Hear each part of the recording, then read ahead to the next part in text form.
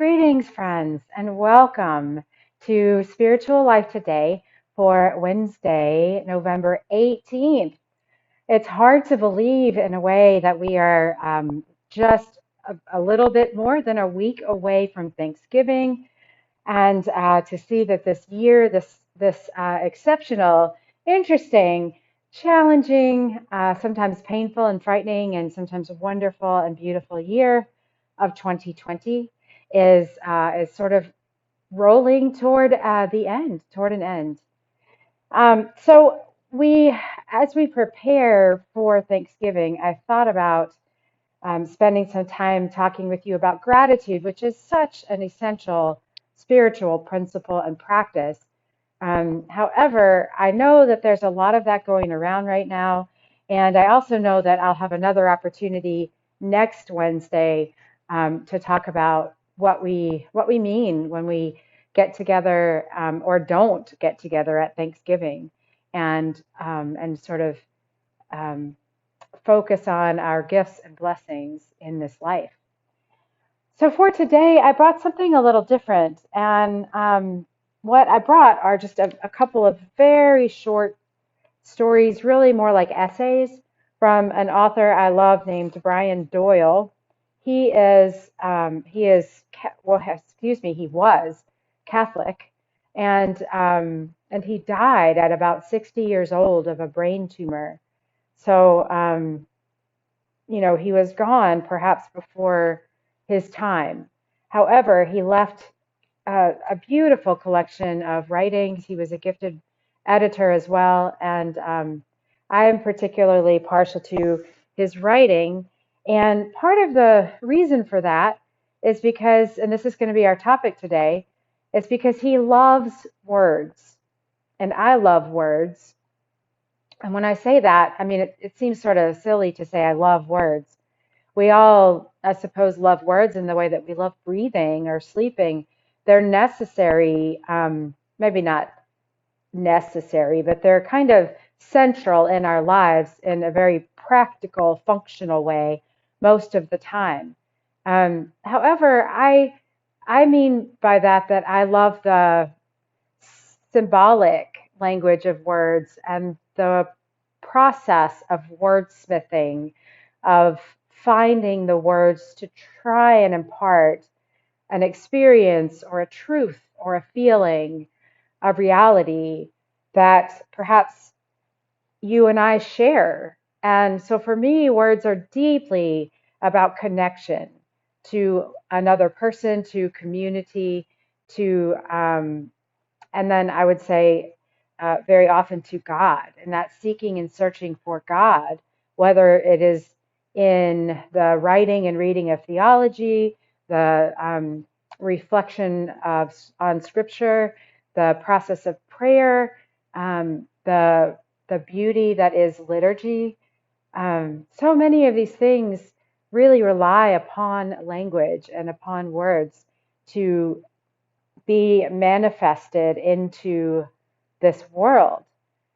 And when I was pretty young and first starting to study theology in college, I remember reading Paul Tillich, who's sort of one of the great theologians of the 20th century.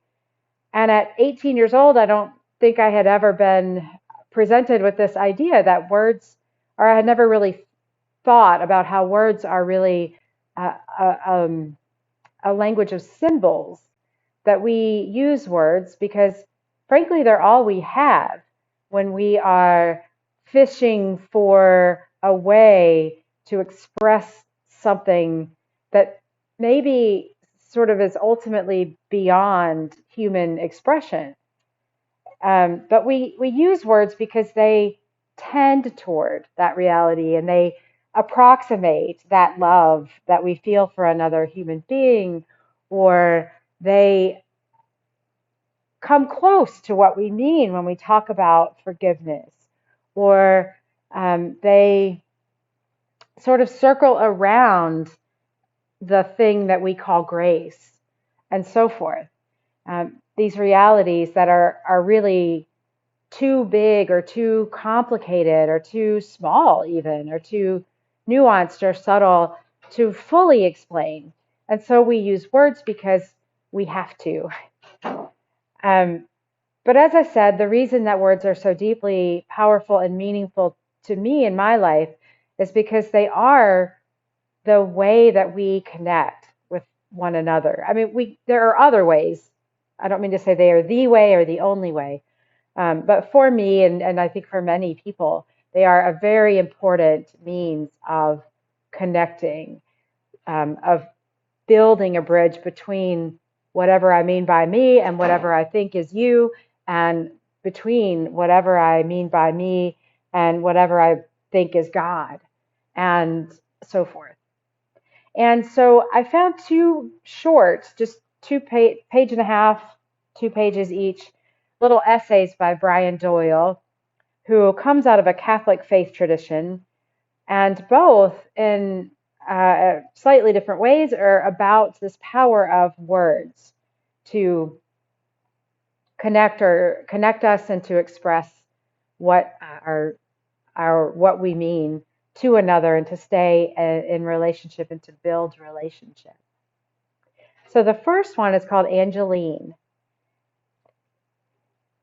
In the last few years before my lovely bride's aged mother died, she lived in a small apartment in a castle for elderly people in gently failing health, and I would visit her there almost every Saturday afternoon, not from a sense of duty, but because I liked her wit and erudition and masterly passive aggression, which was so layered and subtle that I found myself enjoying it immensely as a form of verbal art. There are a lot of ways to be an artist, and one way is to be brilliant at saying things you don't mean and saying things that don't mean what you said.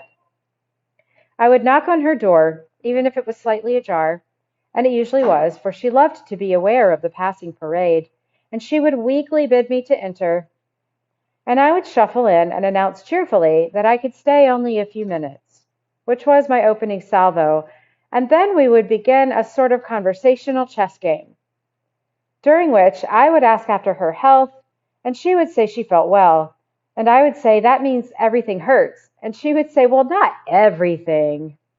And then we would happily discuss her lengthy litany of ills and aches, and compare notes on what parts of our ships were breaking down in the most shocking and offensive manner, such that if you had bought them at a store, you would be entitled to triple your money back, given the egregious rate of excuse me, to triple your money back, given the egregious rate of decomposition and shoddy workmanship. As soon as she said the word workmanship, I would pounce and accuse her of insulting the force that started the universe into being, and she would pretend to be shocked at my insinuation. And then she would ask me innocently about my mass attendance, and I would ask her innocently about the various boyfriends she had before she met her beloved late husband, and how many times exactly had she kissed each one, and where the nefarious deed was done. And she would giggle in that helpless, infectious way a 4-year-old giggles, and we would switch to literature, but not before she made the ritual offer to get up and make me tea, which I ritually declined, but knew to be a signal for me to get up and get her a cookie from the blue cookie jar, which I really ought not to have, she would say, because I am so fat. And I would have decided that today is the day I will go for a long walk. Definitely this will happen today. Perhaps right after you leave so soon, you must be so very busy to have to rush off like this each time. I am so impressed at how you manage to find time to visit a poor old lady. How very kind of you. She never went for that walk, of course, and it took me a few visits to realize that she did not really want me to stay any longer, for that would reduce and dilute the pleasurable pitch of our brief amused play for 2 actors.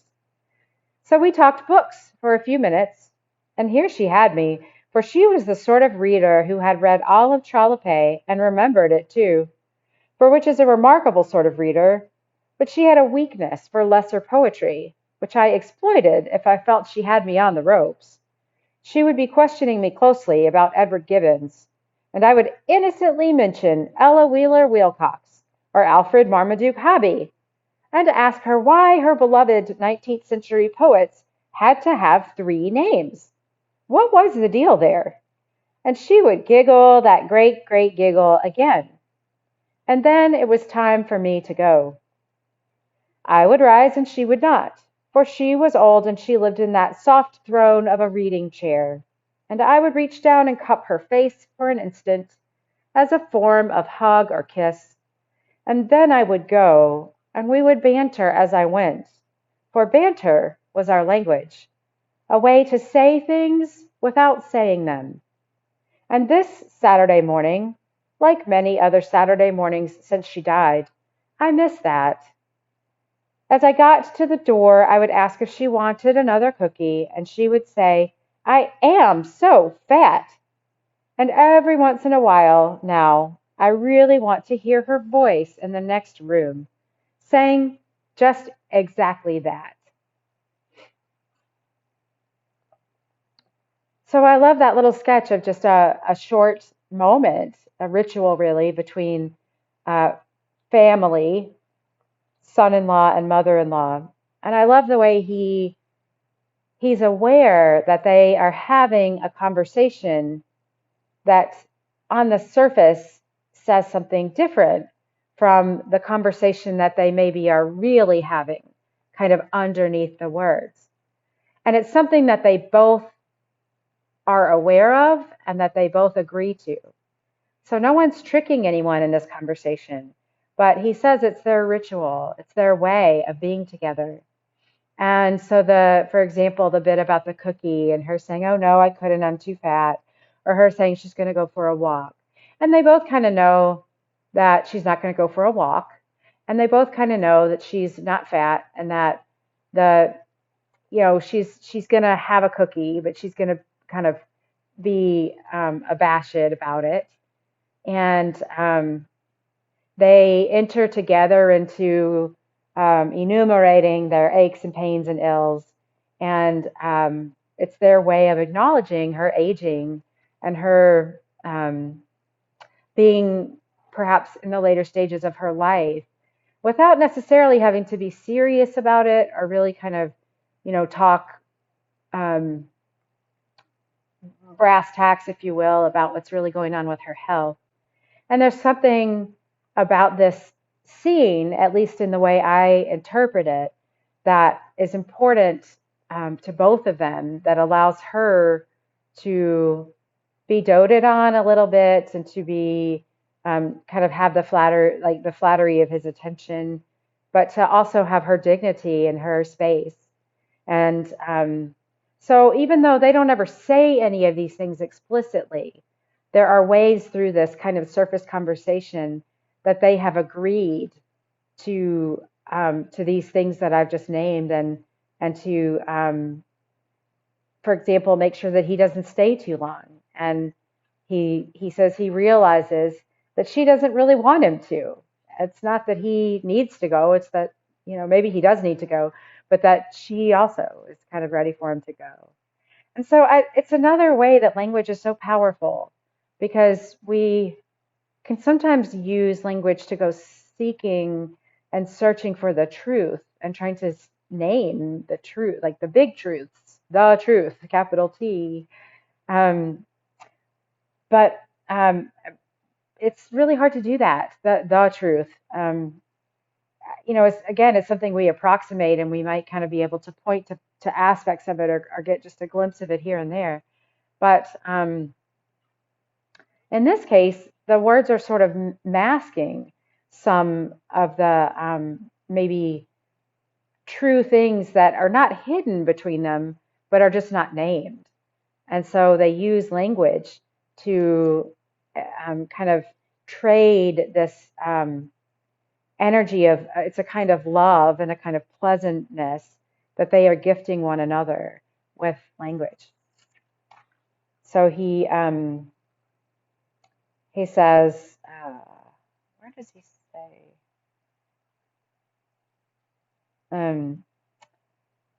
There's he uses a term for it, and I can't put my finger on it, but he says,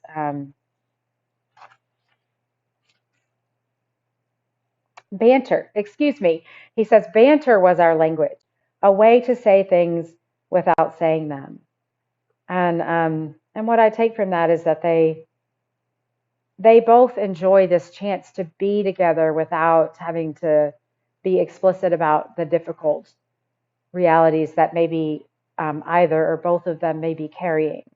But it's not a shallow or a surface or a meaningless exchange.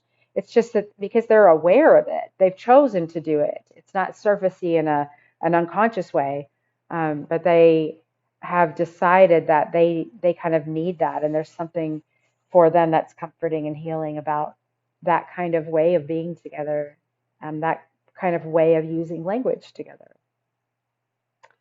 So the next brief essay about language here from Brian Doyle is a long title. It is The Way We Do Not Say What We Mean When We Say What We Say. One more time. The way we do not say what we mean when we say what we say. Of late, I have been ever more absorbed by the way we do not say what we mean when we say what we say.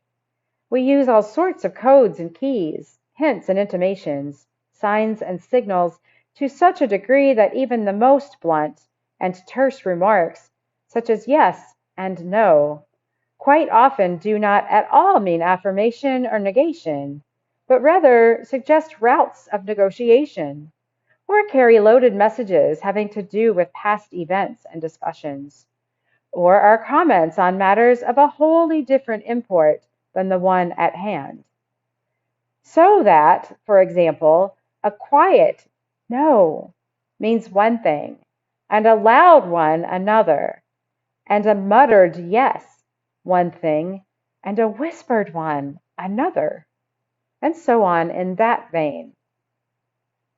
And this is not even to enter into conversation about body language and facial expression and eyebrow elevation and percentage of pique and amount of amusement, or the way that some men, and it seems to be mostly men who do this, pretend to be hard of hearing when they hear something they do not want to hear, or respond to, or be lured into. So that pretending to be hard of hearing turns out to sometimes be a way of saying something without having to use words, which are so often misconstrued, misapprehended, misused, or miserable altogether. We say yes when we mean, I would rather not. We say no when we mean, I would say yes, except for all the times that yes has proven to be a terrible idea. We say no thank you when every fiber in our bodies is moaning to say, oh yes, please. We say, you cannot, when what we mean is actually, you can, but you sure by God ought not to. We say no by staring directly at the questioner and not saying anything whatsoever. We ask questions that way also. I am fascinated by how language is a verb and not a noun. I am riveted by how language is a process and not a preserve. I am absorbed by the way that we all speak one language, but use different tones and shades and volumes and timbres and pronunciations and emphases in order to bend the language in as many ways as there are speakers of that language. Perhaps every one of us speaks a slightly different language, even as we seem to be using the same words to one another. Perhaps all languages are like this, although I know only this one, and this one not so well, even after swimming and thrashing and singing in it since I was 2 or 3, and learning to make sounds that turned people around in the kitchen and made them laugh, or occasioned sandwiches and kisses, or sent me to my room ever since I was 4 or 5.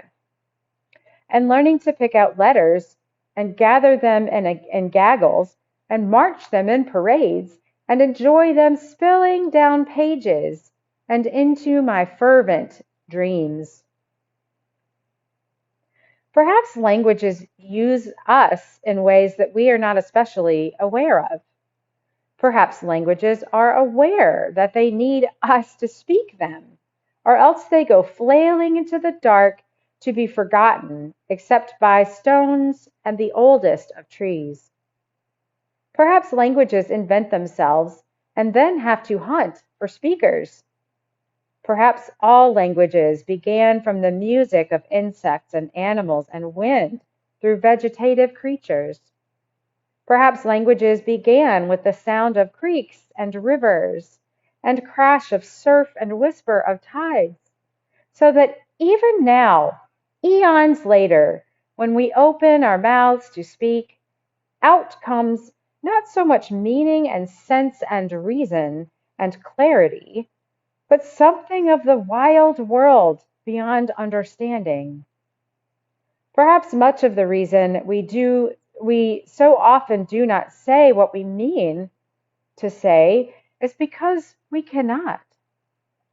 There is wild in us yet, and in every word and sentence and speech, the seethe of the sea whence we came, unto which we will return, which cannot be trammeled or corralled or parsed, no matter how hard we try to say just what we mean.